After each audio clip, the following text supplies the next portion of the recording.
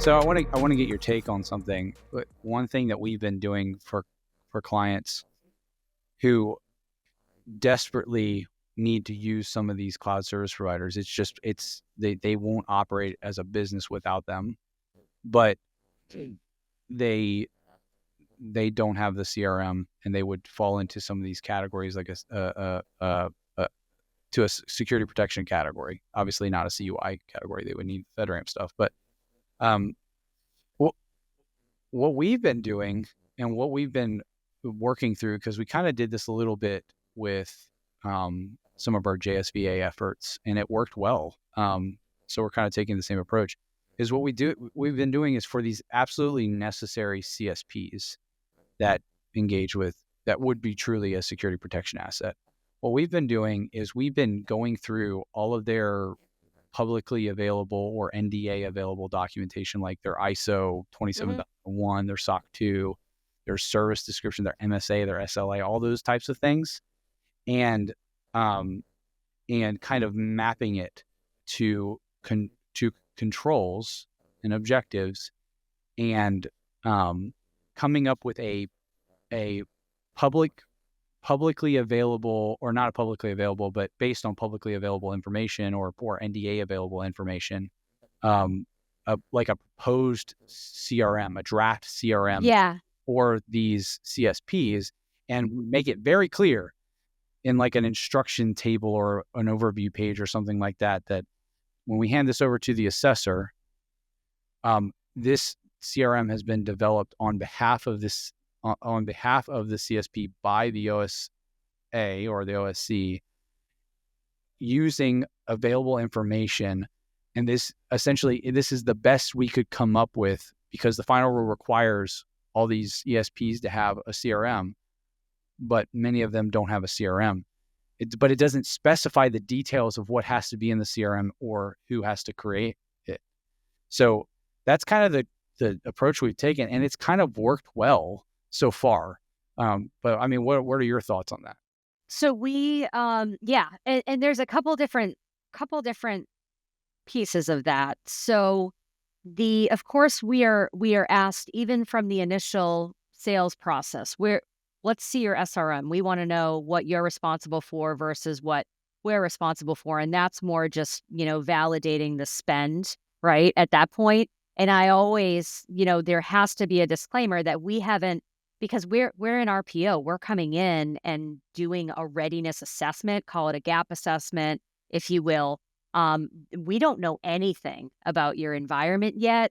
We don't know what tools you will ultimately have in place future state, out of this readiness assessment, and your plan of action and milestones and the recommendations that are made wherever you land. So like asterisks around this, in theory, this is where network coverage has shared responsibility. This is where it's inherited from your tool stack. And, we can get granular, based on the tools that we're proposing, and say what you might inherit, right? But this is all state, this is all combined. Like, we're providing this documentation, and even ultimately, when we end up going to assessment with our clients, we of course will have a future state, completely accurate SRM, but it will be compiled by us, and then of course have to be backed up by the cloud service provider documentation. But yeah, it should be, I think the assessors, to your point, will be looking to understand, who is responsible for each of these controls. Some of them absolutely will be inherited, and that CSP needs to have obviously documentation to back that up, and then we have to prove it with artifacts. But yeah, that's sort of like the vCISO deliverable would be compiling all of this and putting it together in a consumable way for the assessor. But I like that disclaimer thing. Even like in my, initial sales talks, I should have, a disclaimer up at the top that says, this is sort of like proposed end state. This is not current state. Right. Yeah. In the disclaimer that we're referring to, I get where you're coming from for your sales talks with your clients, so that they know where they should end up if they go. But for like a client who's about to get ready to be assessed, like in a month, and they have no CRM from this particular CSP, we like, this is the best we can do if they're going to keep them. We think it's accurate because we're using details from official documentation they do provide. Yeah. But it's not something in the format of, for example, like a CIS/CRM workbook from the FedRAMP model that is used by most CSPs that do the FedRAMP stuff, or all CSPs, I should say. All CSPs have to use the templates. But like for example, when we went through a JSBA, and I'm sure you're familiar with this, but Microsoft's FedRAMP documentation, they don't include a CRM that maps to 801.71. None of them do. They're all 853 for the FedRAMP stuff. We took that and created a mapping document that with the 853 requirements that they talk about in their CRM that map to the 801.71, because 801.71 is derived from 853. We do that crosswalk mapping and create a supplemental document or an additional field in a copy version of the document, so that it's easy for the assessor to see, okay, Microsoft says this about this, AC-2 or whatever the case may be, and that maps to 3.1.1. Oh, I see. So you're saying Microsoft covers this here, and then in your SSP, you're stating your part of the coverage. And that's worked well. And Yeah, so really which makes sense. Yeah.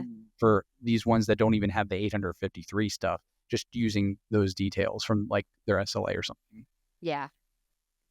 I just hope as we get closer, this documentation will be more readily available through more CSPs that are now decided they are moving forward and want to, continue to have business within defense industrial base. Yeah. Well, let's dive into NetCov, because I don't know much about NetCov. I know you mentioned a couple things here and there. So let's back up a little bit to 2020-ish era. So you've been with NetCov, you said, for 11 years? Yeah. Yeah. Yep. Wow. That's awesome. Sounds like a great career so far. So back in 2020, when CMMC really got real, at least initially really got real. I know that everybody says it's real now as all this stuff, but when it really became a thing that people formally needed to look forward to as an actual formal certification process rather than just some attestation, what was NetCov doing? What was on NetCov's radar? Was it just IT MSP work, and were you guys jumping into CMMC immediately, or did it take some time for you to also get that realization that, oh wait, you really got to do something about this? So we were actually, I was doing 800.171 documentation for my DoD subcontractor clients. I actually had a couple who were my direct accounts back when I was an IT specialist and when I was an engineer, and I was doing project work for them. So I was already building out the documentation, which when we had CMMC 1.0, essentially converted everything with the extra controls. And then, I feel like I've done this so many times already. So we went through readiness assessments and built POAMs and, made recommendations to implement all of the extra controls in 1.0 and did some solutioning around, I remember application control being the big one that was new, more incident response controls. And what was cool at the time was I had mentioned, I think 2018 maybe was when the cybersecurity deliverable became officially a thing that we sold. So it included the incident response stuff. Our customers were already, we're starting to push that out. The big thing for us in that era, 2019-ish, 2020, is we were saying EDR, traditional antivirus is not doing the trick. We had seen a lot of ransomware coming about. 2021 was when, 2020 during COVID was when ransomware blew up. And prior to that, none of our existing clients really had a security budget or cared to talk about security whatsoever. So we were having a really hard time, like trying to convince people that they needed better solutioning to protect them from ransomware. So right around that time is when 1.0 came out, I think, and we were doing poems, and we were like, great, okay, all these additional things that will help us sort of, it almost backs up the arguments we've been making about you need incident response as a service, and you need all these extra things. You need anomaly detection was the big thing that was new that we were trying to push out with EDR that nobody had. And I would say that COVID kind of pushed that forward quite a bit, because all of a sudden, and we had positioned ourselves, I would say, pretty well, because we also had started offering cloud services back Ooh. in like 2019, 2020. We were recommending that our customers move off on-prem infrastructure and put it in AWS. We were an AWS shop, still are today. We're a huge partner with them. But then, so sort of COVID happened, and it was like all these customers now, and we did a lot of support of construction, engineering, manufacturing. So all these like CAD machines, like sizable resource heavy workloads Yeah. where they had a workstation in-house, everybody had to go remote. So all of a sudden it was like all of our clients going, wait, do we have enough VPN licenses? Do we have, we can't get laptops because they're back ordered. There's supply chain shortage now because the entire world is trying to get laptops for people to go remote. And now we're trying to route, hundreds of people through a single firewall at an office that can't handle all the bandwidth. Like, it was nuts. But we Wow. had, we had positioned ourselves really well because we had already had the cloud services available where we could say, hey, why Step don't with we the win, talk baby. about, let's put some workspaces in AWS and people can use that with their home machine, like they don't need like a company owned machine because we can give them a workspace. And that was really cool. Boom. Yeah. The other piece of that was now with PPP and like all this stuff that was going on in like the early days of COVID, there was, just targeted attacks. And we started to see an uptick in funds transfer fraud. That's when somebody gets into your mailbox, right? And they're rerouting invoices and payments. And, the money's gone because someone made a payment to a new deposit account and We didn't saw know that our share of those. Yeah. Yep. So that was going on. And then, of course, ransomware was just huge, like 2020, 2021. And all of a sudden it was like, okay, now we want to know what your security offering is. I couldn't get anybody on the phone to talk about it up until then. And So I people would started say, losing lots of money. yeah, yeah. So that and cybersecurity insurance too, like not a lot of our customers had that. It wasn't Yeah. really a huge thing. But yeah, that was another piece of it. So I guess I forgot what your initial question even Well, was. I was just asking, before CMMC became your Yeah, all focus, what was driving NetCov and what led into CMMC? And it sounds like yeah, kind of it, because my next question, because you brought up the workspaces in AWS, which, with the final rule, it's a whole lot easier to justify now. But did that become a problem because you had started recommending that to people and companies and they may have implemented it and then they realized, oh, wait, the C3POs are saying all the personal devices accessing them need to be in scope and all that well, stuff? that was a concern because there wasn't clarity around whether the personal device accessing the VDI was in scope. That's another thing that came out with the final rule, Right. was thankfully that clarity. So we had always thought about it as the personal device not being in scope, because what's the point of doing VDI if the personal device you're using to get into that system is also in scope? You might as well just have the endpoint in scope. And, we kind of thought of it that way, and that's where it landed, which is really cool. But we ran into That's some issues. caveats, but yeah. Yeah. Yeah, we ran into issues in building that out. Right. And I will say, for anybody who, is doing CMMC implementation today, we would build them out in Azure Gov, their VDIs. as opposed to AWS, because a lot of them still have the GCC high requirement for email correspondence. But we found that accessing these VDIs, if you were using the native Azure desktop client, it wasn't preventing that two-way traffic.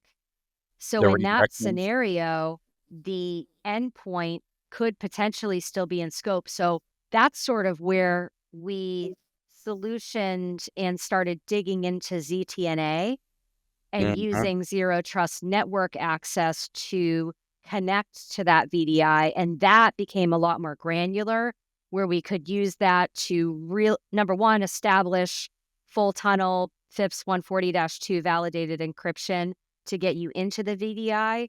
But also we have the compensating controls of now we can just interrogate the machine that's establishing the Right. connection Yeah. and make sure, it's up to date OS and patching and yada, Right. yada, yada. So that was much more granular. And that was also, I would say, a game changer for CMMC implementation, was the ability to layer in that ZTNA, instead of just traditional VPN or like Azure desktop client, which still would leave some holes. Yeah. We here recently, I'm kind of an advocate for like the Windows 365 stuff, because the GPO based or the Intune based stuff you can configure those redirection problems to be eliminated.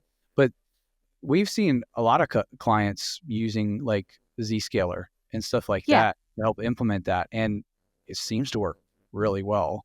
And the only thing that I have to always give this caveat is, yeah, the DoD said the DoD and the final rule says VDI is, the host accessing the VDI and the client that's out of scope now, as long as the redirections, as long as there's no data going to it, right? correct. That's Just the the asterisk. information, right? That's the big asterisk. And that's Yeah. one thing that be careful about. Anybody who's listening and saw the VDI stuff, make sure that if you're using something like, Azure Virtual Desktop, Windows 365, Amazon Workspace VDIs, right? Whatever the case may be, is that you put in place the ability to stop people from essentially doing split tunneling to that remote to that personal device, so that you're confident that it's not doing anything but emulating the mouse, keyboard, and video.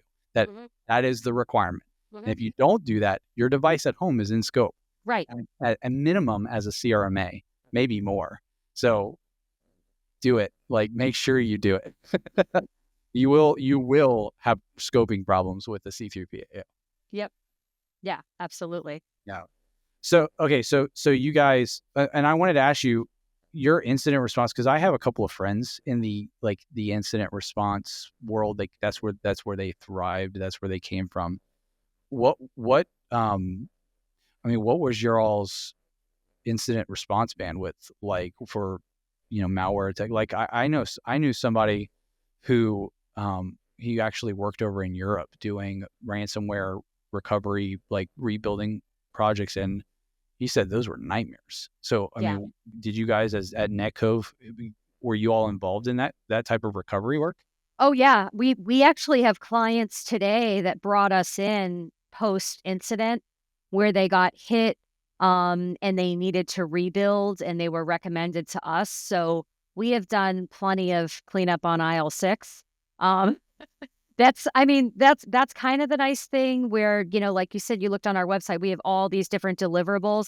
We have a cloud team. We've had the AWS partnership for, quite some time. And a lot of, post incident, it's about getting back up and running as quickly as possible. So most of the time that means restoring a backup into AWS and reworking traffic and routing so that everybody who's in the office can get to the file server, whatever it is that they need access to seamlessly.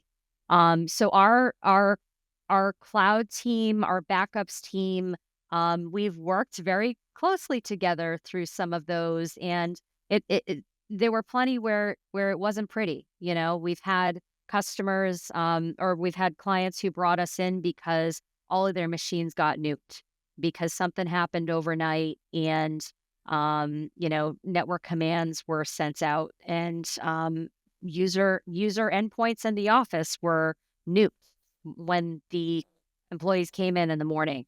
Yeah. So that's the biggest thing. And, when we onboard a new client, we do a lot in terms of our onboarding procedure, but Right. it is like we need to make sure that the baselines are in place to ensure that as soon as we come in the door, you have some protection Right.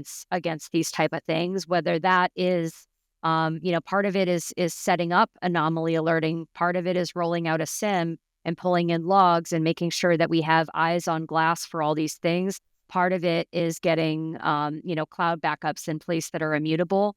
But Mm. yeah, definitely been in the trenches. Yeah. Ransomware outbreaks, a lot of business email compromise, as I mentioned, Yep. Number the one funds transfer vector, fraud. right? Yep.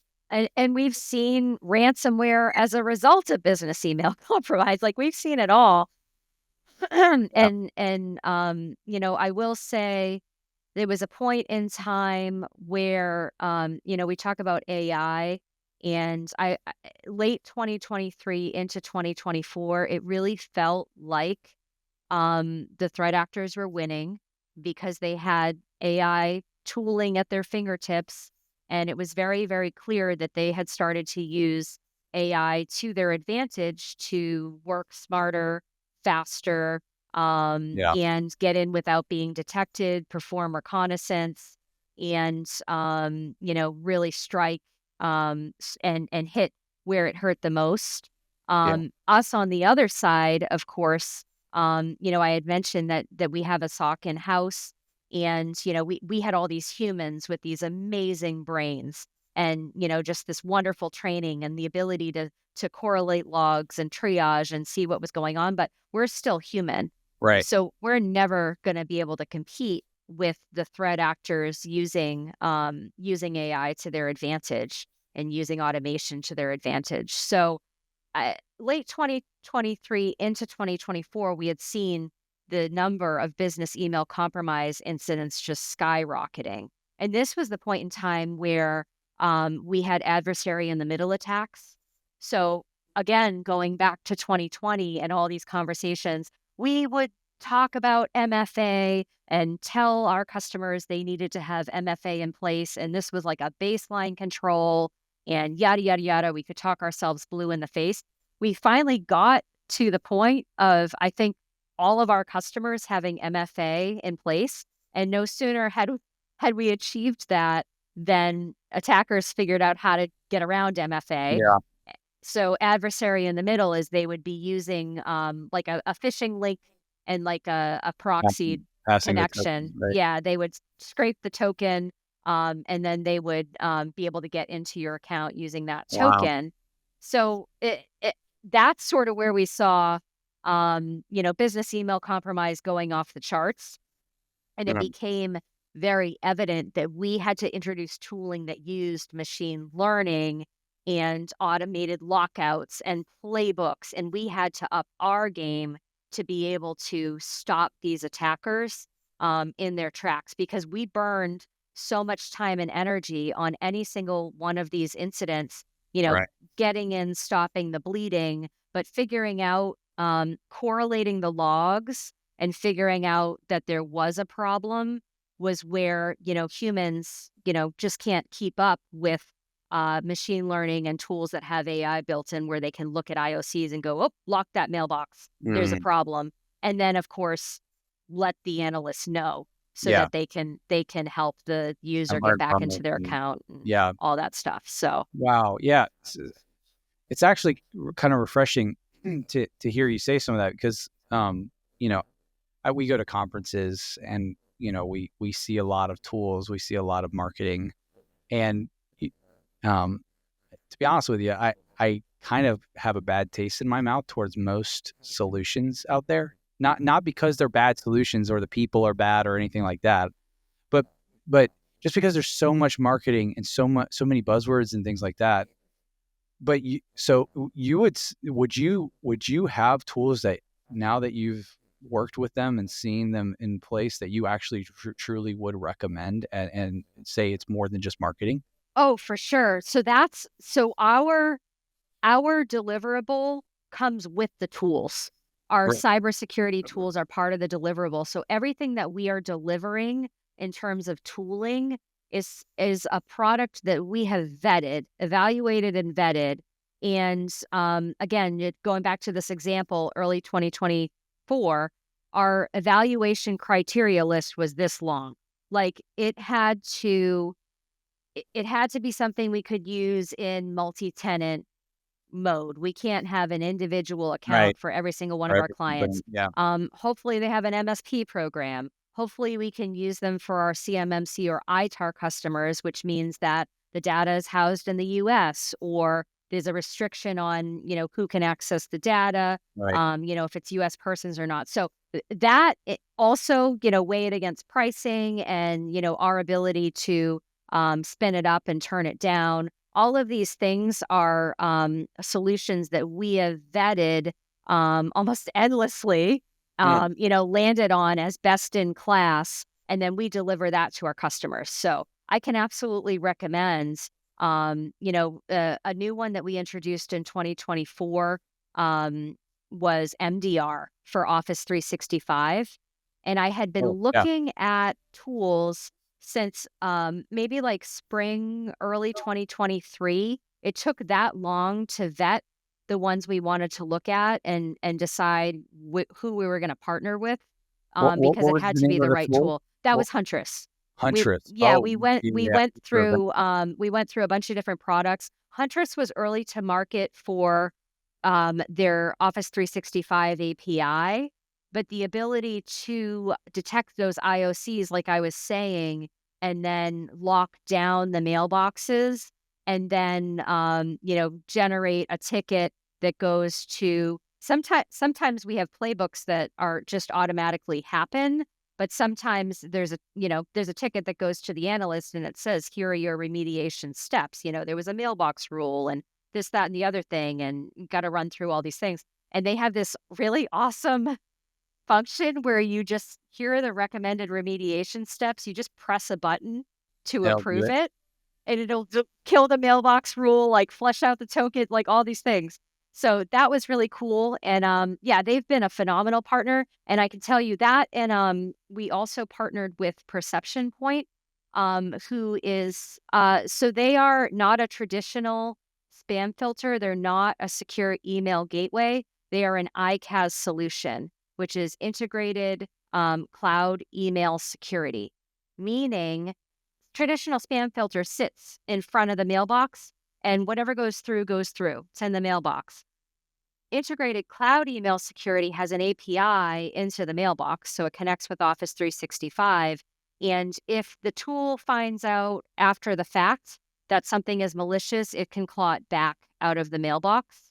So again, we don't always know right away that there's a specific pattern or campaign that's happening. We might know after the delivery already occurs, so we can pull those back out in real time, which is phenomenal. So that the combination of those two tools really helped course correct for our in-house SOC, because the volume of phishing emails that were coming through that had to be triaged and then Investigated and yeah. investigated, pulled out of the mailbox manually, that was off the charts. And then, as a result of everything that was coming through, business email compromise was off the charts because we had adversary in the middle attacks happening. So the combination of those two tools really sort of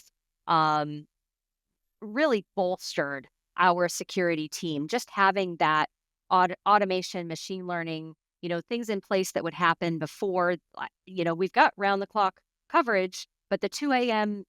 Analyst who's working, gets something saying, hey, we saw a problem, we blocked the activity, versus just a generic alert out of Office 365, like impossible travel. And now you've got to go triage it. So those were a game changer. How are some of these newer tools that you're referring to, Huntress is one, Perception Point. How many false positives are you guys seeing with them, or does it have a pretty good track record? I would say Perception Point, I've actually been very, very impressed. The other cool thing with that tool is that the spam and phishing just goes to your junk. And you don't have to go into a spam filter, portal to review and release. You don't need to wait for a spam report. You can just go into your junk. I almost never have to pull anything I want out of there. I check it like maybe once a week, and it's pretty much just all junk that I don't care about. So that's pretty cool. They've done a fabulous job with that. Huntress, I mean, I don't know as we get a ton of, I would call false positives, because it's always that something happened. Sometimes it's not an attacker, it's a person who, is trying to sign in outside the US, but we have a policy that warns for that so we can let the company know, sort of thing, because they're not technically allowed to. So we use it for other things. But it's definitely, it's fewer false positives than we were getting before, just with Microsoft Defender for Cloud App Alert. Right. I'm looking here at the FedRAMP Marketplace. I'm just curious to see if either of them are. So neither is. But again, we're talking security protection assets. Right. Yeah. So that was kind of, yeah. Interest, and then I mean, we never know. Some people get added every day. Oh yeah, no, I would know if they were working on it. Trust me. Oh, yeah. I'm sure you're hounding. I'm not just no exactly. Not to say it's out of the question, but they're not in there yet. They're not in there today. Yeah, I was just curious because it would be so interesting to read some of these newer EDR, MDR tools. I mean, and their SSPs. There's very few. I think BlackBerry. Cylance? Yes. Cylance. I think they have a FedRAMP authorization, but I've not seen their SSP. I'm just curious to see what are the types of things that they're calling out as their responsibility.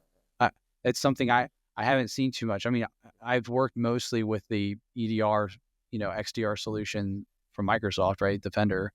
But and it's like the SSP is fine, but it just lumps everything into it. It's not specific to Defender.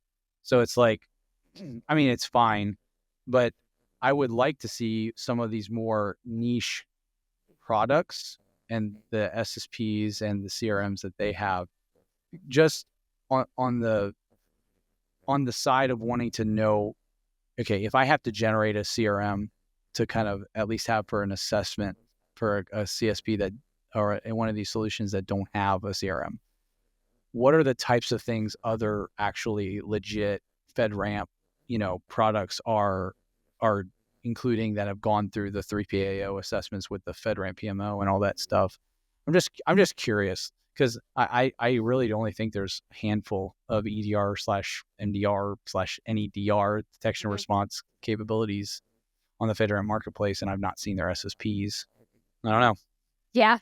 I can tell you, out of tooling we use, I'm trying to think.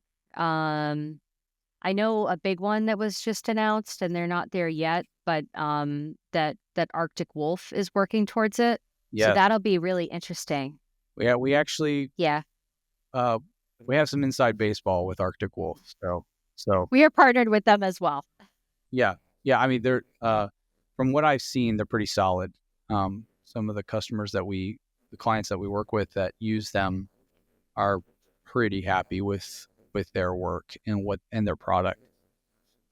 I mean, and the thing is, and I'm pretty sure this is a publicly accessible website, so I don't think it's an issue to talk about it. But they are thinking about 800.171. They have been. Yep. They have a document that kind of looks like a CRM almost. It's not exactly a CRM. That's missing a couple points. We had to do a little bit of an exercise to get it to a place where it's ready to be used for an assessment. But they're already doing infinitely more than absolutely what a lot of tools out there are doing. So no, I'm actually pretty happy with Arctic Wolf and what they're doing. I mean, I haven't used them for my own, we don't use them here at IntelliGRC, but I've heard really good things about them. From what I've seen, I'm really happy with what they're doing for our clients. Yeah. So, I wanted to ask you, NetCov is now positioned along with several other MSPs to be kind of a leader in the space. I'm sure you guys have had an influx of people coming to you, not just for like readiness type, not just assessments, but hey, I have nothing. Help me write my policies, help me write my procedures, help me engineer my environment, and also my MSP for my environment. What is your what are your projects look like? Because we have a couple, and we're trying not to do them anymore because there's so much effort. And we were trying to be more and more app focused as a company, IntelliGRC, the app. Right. But because we have SMEs like myself and Ozzy and stuff on staff, we had to take these services, right? Like people need help.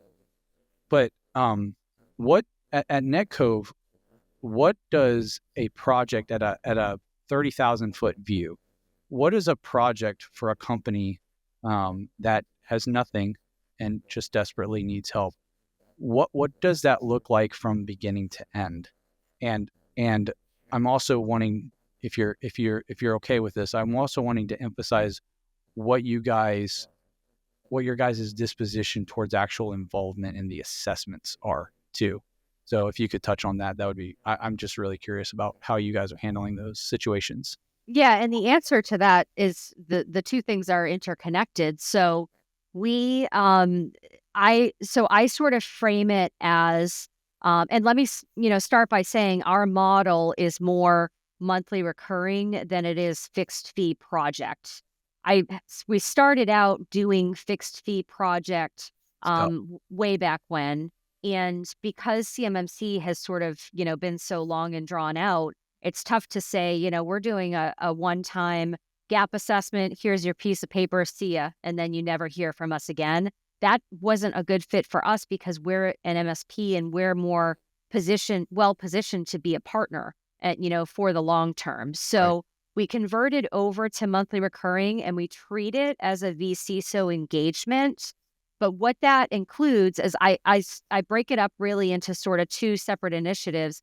The CMMC readiness portion, which starts with, call it a gap assessment, call it a baseline assessment, whatever you want to call it. That's where we have one of our GRC consultants who has a CCP or CCA will work directly with the client, establish a meeting cadence, go through interviews, and understand what's in place today. That's where we build our plan of action and milestones, our, end goals, system security plan, and start establishing what the gaps are.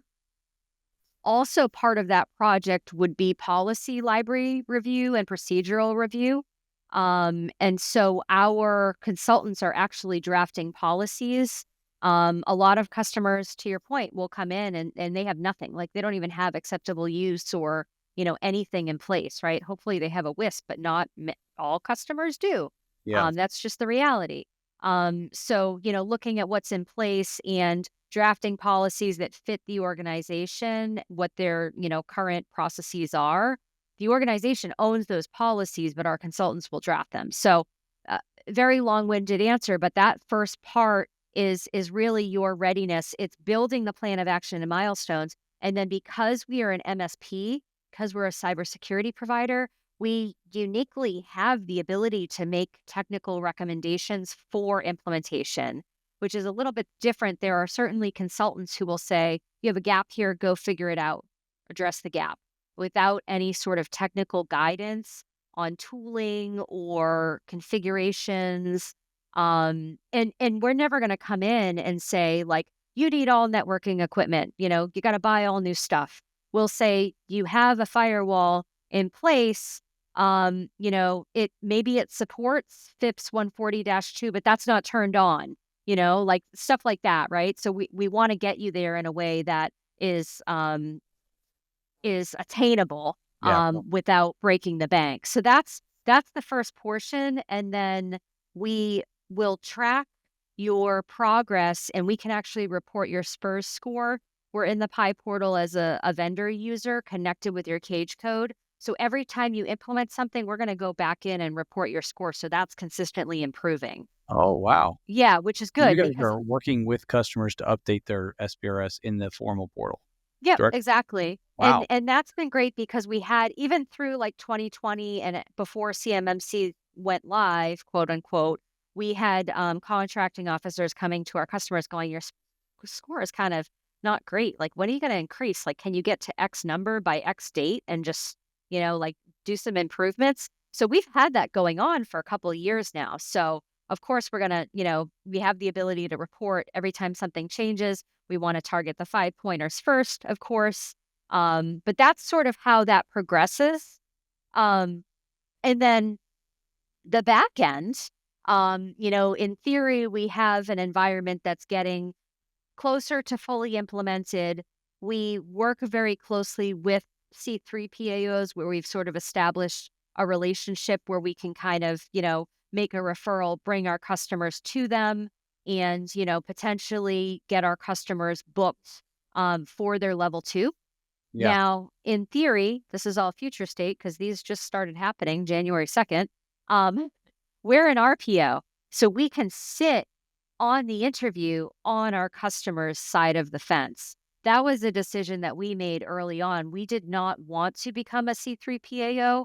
We're already IT, cybersecurity, in our customer's environment. We can't be objective. And and we're not that big of a company that we'd be able to have a completely different division that's just doing audits that's completely objective. We're already in the weeds. So why not make ourselves valuable now?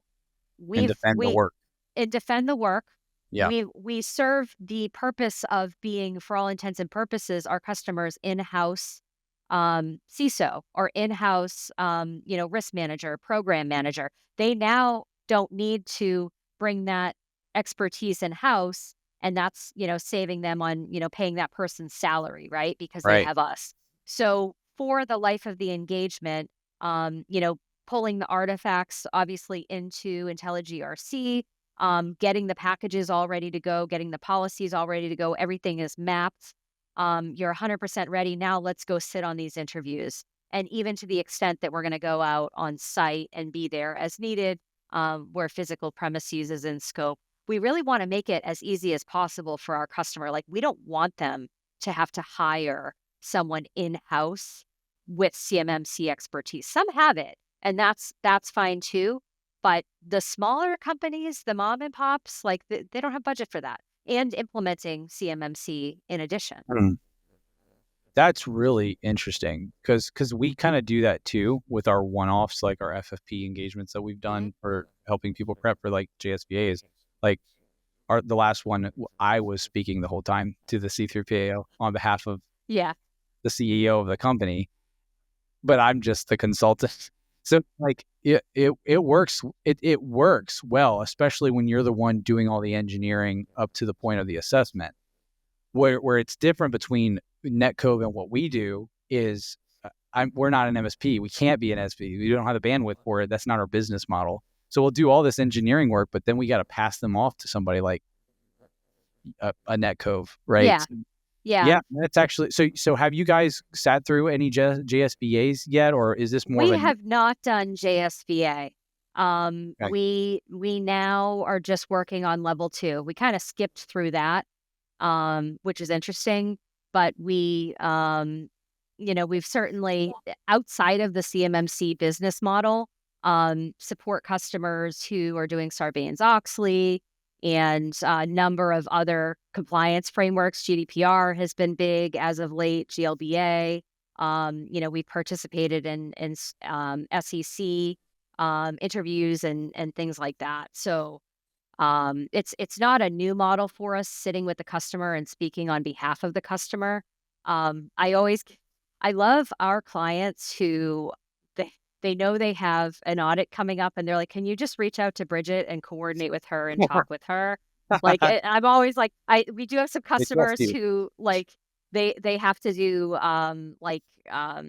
assessments of their financial systems and the auditor will come in and they will try to work directly on it and then like send me the things that they don't know. And I'm like, can you just connect me like from day one so that you're not burning all your time for, us to then have to go and say, wait a sec, this is slightly different than what was reported. So that's where we're, most useful, I would say. Yeah, I think if you guys can be successful in that, you guys have a lot of business coming your way, because that has been the trend that we've seen, is companies who just want somebody, not, and it's not always a lazy thing. It's not like they don't want to do right. It's not like they don't want to learn how to do this correctly. It's that they got a business to run. So Right. let Bridget come in and teach us while also getting us across the finish line with the assessment. And then they're going to be our MSP. We're going to have a long-term relationship. So we got also trust them to maintain this. Right. So no, that if you guys are doing that, then you guys have, I think, a bright future. I mean, you already have, it sounds like an awesome career, 11 years. Wow. That's And there's all. something to be said for speaking the language too. Like people on my team, like I have CISAs and I have CISSPs, and we can engage with an assessor, and it might sound like we're speaking a foreign language to somebody who's, a CFO at their company who doesn't, do this day in and day out. So that saves a lot of time and effort as well. And if you're paying for an assessment like CMMC, time saved is money saved on, reducing the scope of the assessment. Right. And it being a nice thing not to have 8 million cooks in the kitchen. Right. Like Right. that is one thing that from my perspective with the JSVAs that we've seen has been relatively okay, is the fact that if they only want to talk to the person who's going to be able to answer their question. And if you're a consultant who came in and did all the work for everything, wrote all their policies, reviewed it with them, had them sign it, wrote all their procedures, you wrote the implementation statements for the SSP, then maybe have the CEO or the system owner, whoever's responsible for signing the SSP, and maybe another person, but let the bulk of that work fall on this external person who you can trust to answer the questions on your behalf. Now, of course, one of the things that they always do, from what I know, because we've seen this, is back when it was during the JSVA program, they have a portion of the assessment that is all about the DFARS C through G parts of the clause, right? It's not the 800-171 only assessment. That's there, right? But they're also evaluating, are you complying with the other parts of the DFARS 7012 that are not contained within 800-171? And most of the time, that takes a little bit of coaching, working with the business owner, whoever's going to represent the company on their side, because one of the things that we saw was they actually wanted to validate, for example, that they had the medium assurance. I was just going to say. Yeah, for us to do that for them, right? Yeah, oh man, that we went through some struggles trying to explain what it was and get our, because that's one thing we can't do for them. We cannot do that. We can't get notarized and get their medium assurance token, as much as I would love to. That, and the other big struggle is what's your cage code conversation. That should be part of the scoping call. What is? Yeah, well, that is the scoping call, but that's always like a side conversation in and of itself. Like what's a cage code? How do I know? Like who's my contract administrator? And that's always, yeah. But yeah, the medium assurance token, that's funny. Yeah, that's definitely been a long drawn out process trying to get our customers, with that in hand. And then I got to renew it every year. Yeah, you got to renew it. I thankfully, once you kind of go through the process, because the DFARS 7012, it has the link to go to, and it'll on the DISA site and all that stuff, it'll take you to where you need to go to request it. But yeah, if they've never done it, if they never knew about it, or knew about it by virtue of knowing about the 7012, but they never really knew, oh, wait, there's an actual token I got to get and have saved on somewhere so that I can sign into this website. But, if they've never done that, yeah, it does take a little bit of explaining. Got some splaining to do. Yeah. And having something notarized was always like the big hang up. Like, I didn't have time this month. Maybe next month I'll go do that. Yeah. So what is your list, if you have one? What is your list of, just trying to close this out with some tips and tricks and some like things to be efficient. What are some tips and tricks that you have for implementing some of these tough 800.171 controls? So like one that comes to mind, you mentioned it earlier, is the application control. I was thinking about that. A lot of companies don't want to use things like App Locker. A lot of companies don't want to use things like, GPOs to enforce these things in enterprise applications with Intune, just because they're tough to configure and maintain. What like that one particularly, but other ones that are similarly tough, like for example, implicit deny, allow all out. Like, what are your tips and tricks and perspective on some of these tougher technical controls that you guys have had to implement for customers? Well, my response is going to be a little bit salesy, but there are companies who have done this work for you. That's kind of the thing, like, to remember if you're getting super bogged down on controls. That going back to the application allow listing, for example, we have a great partnership with ThreatLocker, and that's been really a no-brainer, by comparison with some of the other tools out there, or like the sort of like the manual way of doing it with GPOs that you referred to. That makes it really easy and seamless, but you certainly need to have the technical capacity to be able to implement and manage it. So same to be said for SIM. Like, honestly, taking customers from pre-COVID, where, SIM, like, enterprises had Splunk. That was it. And they had teams that were trained to manage Splunk. And that was like the extent of it. Like, there wasn't really any like fully managed SIM deliverable out there for SMB. So that's another one that is part of the package. So, again, I just remind customers, and this is when we go through the gap assessment, if there are gaps that, you need 24/7 incident response, you need anomaly detection, you need log aggregation, you need somebody to be reviewing those logs on a regular basis. It's a service that we can provide.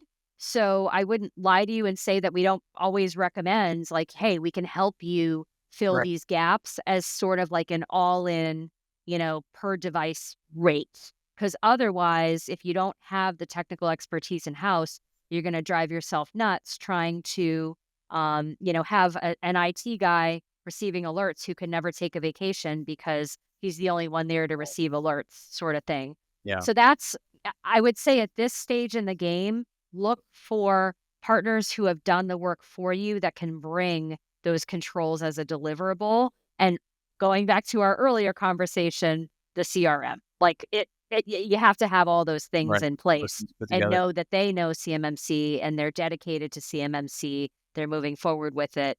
There was a huge conversation, and we went around in circles on whether MSPs needed to have a level 2 cert.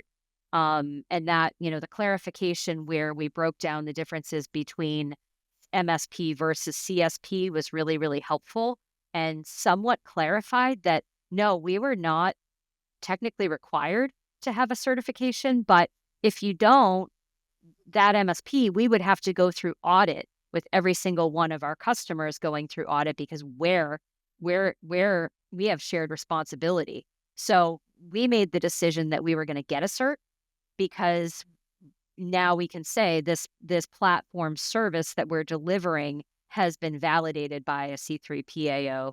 And Yeah. these are what's trickling down to our customer who's now getting Yeah. assessed. It certainly it certainly makes the life of your customer easier when you have a cert.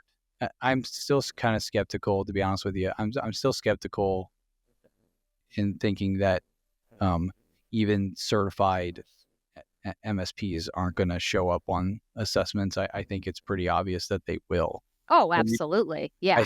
I think what will make the assessors' lives a lot easier will be seeing, for example, you saw this in the CAP, right? And I posted something on LinkedIn about this a couple weeks ago. Like you see in the CAP, a lot less stringentness on what the assessor is going to validate for some of these external service providers, especially if they've gone through an assessment. So I'm confident that it's going to be doable, much more doable than we originally anticipated. But I'm still holding on to the probability that there's still going to be some shift in the MSP relationship culture where maybe prices have to go up or something like that, because MSPs will need to be interrogated as part of the assessment, right? So Yeah. And that's kind of where, it's still very fluid, where I talked about kind of these two separate projects, the assessment prep and the assessment itself.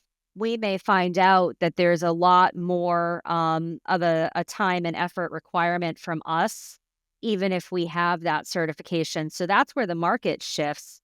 Like we have to reflect that in our pricing as well as we learn more. It's all happening in real time. well, I definitely resonate with letting people who devote their business, their goal of their business is to support OSCs and companies as an MSP. That it's a pretty, if it's done right, it's a pretty admirable thing, because it's a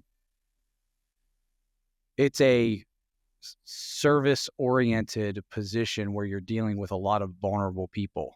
And so if there's a company out there who does it right, then, and they're doing it empathetically, you're really helping people who need it. And so that's one reason why I wanted to have you on. You're speaking from the heart on an issue that affects so many. And I really appreciate the perspective and the conversation.